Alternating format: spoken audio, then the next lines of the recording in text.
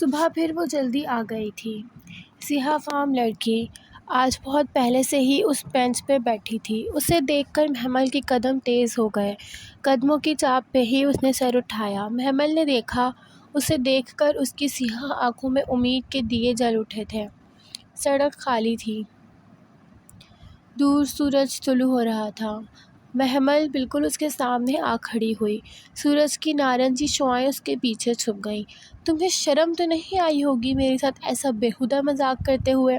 سیاہ فام لڑکی کی نگاہیں اس کے ہاتھوں میں پکڑی کتابوں پہ جھکیں۔ ایک دم ہی اس کی آنکھوں کی دھوت بجھ گئی۔ مصحف واپس کرنے آئی ہو؟ مصحف؟ کھڑی کھڑی محمل نے ابرو اٹھائی۔ ہم عرب دنیا میں قرآن کو مصحف کہتے ہیں۔ تم نے مجھے کیا قصے کہانیاں سنا کر قرآن تھما دیا؟ یہ کوئی مذاق کرنے کی کتاب تو نہ تھی، یہ تو قرآن تھا۔ قرآن تھا نہیں، قرآن ہوتا ہے۔ وہ اداسی سے مسکرائی تو محمل نے شانے اچکائے۔ بہرحال تمہیں یہ پریکٹیکل جوک کر کے مجھے شرمندہ کرنے پر شرم آنی چاہیے۔ میں تو کیا سوچ رہی تھی اور تم نے مجھے ایک مقدس کتاب تھما دی؟ تو تم کسی غیر مقدس چیز کی توقع کر رہی تھیں کیا؟ جی نہیں، وہ تلملائی، پھر قرآن اس کی گود میں رکھا۔ یہ میرے پاس پہلے سے ہے، مجھے ضرورت نہیں ہے۔ بیٹھ کر بات کر لو، میں ٹھیک ہوں۔ وہ اسی طرح سینے پہ ہاتھ باندھے اکھڑی اکھڑی کھڑی رہی۔ اچھا، اس نے نرمی سے مصحف کی سیاہ جلد پہ ہاتھ پھیرا۔ تو تم نے یہ پڑھ رکھا ہے؟ اس کی آواز میں صبح کی ساری اداسی سمو گئی تھی۔ ہاں، اور بچپن میں ہی پڑھ لیا تھا۔ اللہ کا شکر ہے ہم شروع سے ہی مسلمان ہیں، وہ عادتاً جتا کر بولی۔ اور تمہیں ہماری مقدس کتاب کے بارے میں غلط فہمیاں ہیں۔ یہ کوئی فال نکالنے والی کتاب نہیں ہے، نہ ہی اس میں میری یا تمہاری سٹوری ہے۔ لا حول ولا قوت۔ اچھا، وہ ذرا سا مسکرائی۔ چلو پھر بیٹھو اور مجھے بتاؤ کہ اس میں کیا ہے؟ اس میں احکامات ہیں، نماز، روزے، حج، زکوٰۃ کے۔ وہ اس کے ساتھ بینچ پہ بیٹھ کر اسے بہت سمجھداری سے بتانے لگی۔ اس میں پرانی قوموں کے قصے ہیں، قوم عاد، سمود اور بنی اسرائیل۔ یہ بنی اسرائیل کا کیا مطلب ہوتا ہے؟ مطلب؟ وہ ہلکا سا گڑبڑائی۔ بنی اسرائیل کا مطلب ہوا اسرائیل کے بیٹے۔ وہ پوچھ رہی تھی یا بتا رہی تھی، خود بھی نہ سمجھ سکی۔ اسرائیل کا مطلب عبداللہ ہوتا ہے۔ ایل اللہ کو کہتے ہیں۔ یعقوب کا نام تھا۔ ہاں، حضرت یعقوب کا قصہ، حضرت یوسف کا قصہ، سب پڑھ رکھا ہے میں نے، سب پتہ ہے مجھے۔ ہمیں تو کورس میں پڑھایا گیا تھا یوسف اور زلیخا والا قصہ۔ یوسف اور کس کا والا قصہ؟ سیاہ فام لڑکی کی آنکھوں میں حیرت ابھری۔ یوسف اور زلیخا والا قصہ؟ عزیز مصر کی بیوی کا نام زلیخا تھا، کیا نہیں تھا؟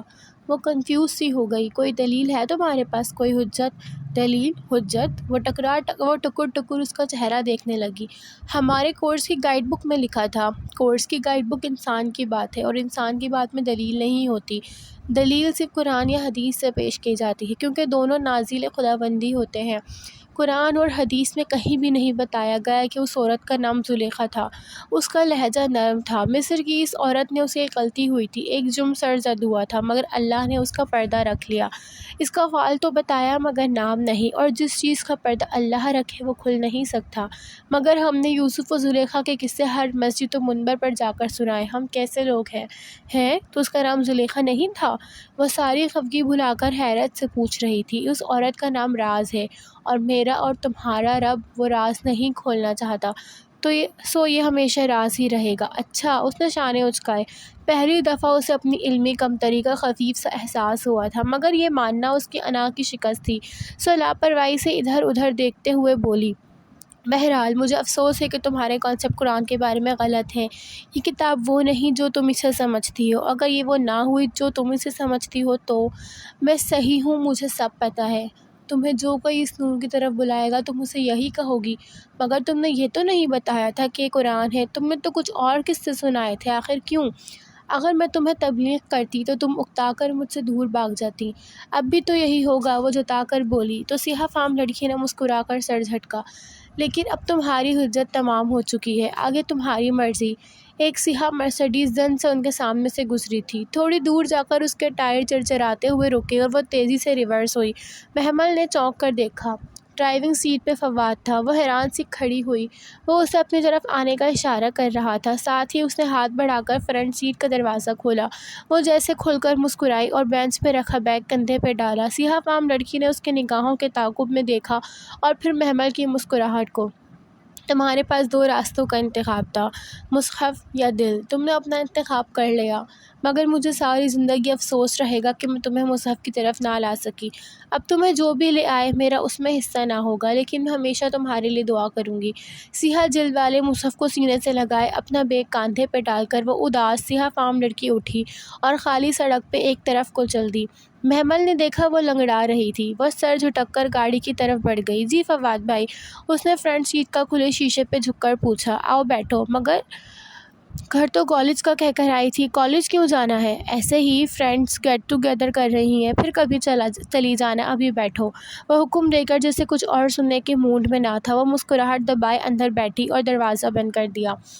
ونڈو اسکرین کے اس پار وہ لنگڑاتی سیاہ فام لڑکی دور ہوتی جا رہی تھی۔ محمل کو علم نہیں تھا کہ وہ اسے اس اداس صبح میں آخری بار دیکھ رہی تھی۔ اس کا نام کیا تھا، وہ کدھر سے آئی تھی، وہ کچھ نہ جانتی تھی، مگر اس لمحے اسے جاتے دیکھ کر اسے احساس ہوا کہ وہ لڑکی بس اسٹاپ پہ بس پکڑنے نہیں آتی تھی، بلکہ وہ تو شاید اس کے لیے آتی تھی، اور شاید اس کے بس پکڑ لینے کے بعد یوں ہی چلی جاتی تھی۔ ہم کہاں جا رہے ہیں فواد بھائی؟ فواد نے گاڑی آگے بڑھائی تو وہ پوچھ بیٹھی۔ تم مجھے بھائی کہنا چھوڑ نہیں سکتی؟ وہ کیوں؟ دھڑکن بے ترتیب ہوئی، مگر بظاہر وہ سادگی سے بولی تھی، ایسے ہی۔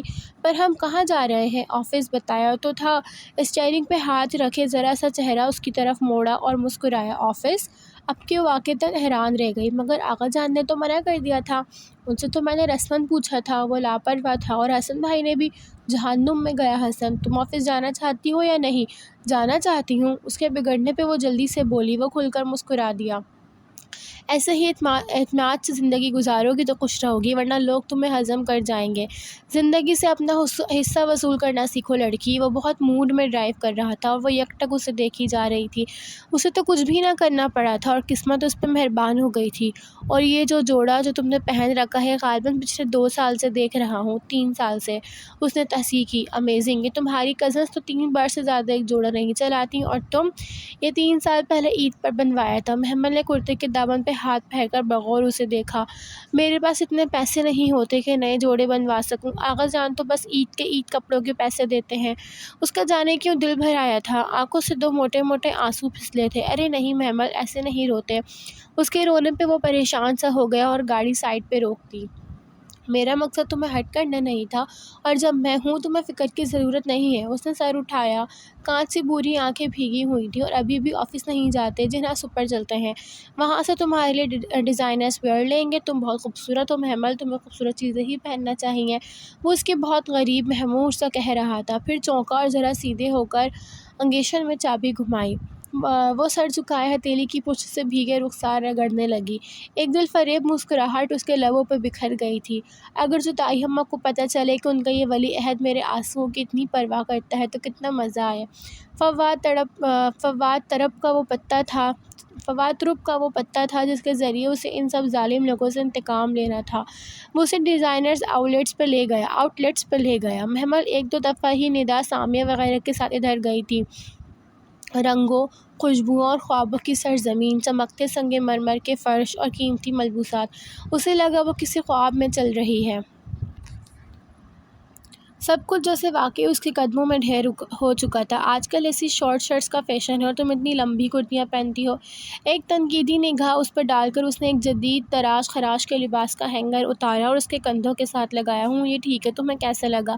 اچھا ہے۔ وہ تو جیسے بول ہی نہ پا رہی تھی۔ یہ پیک کر دیں۔ اس نے ہینگر بے نیازی سے سیلز گرل کی طرف بڑھایا اور دوسرے ریک کی طرف بڑھ گیا۔ سدرا کی منگنی کے لیے بھی کوئی اچھا جوڑا تو لینا ہوگا، ہے نا؟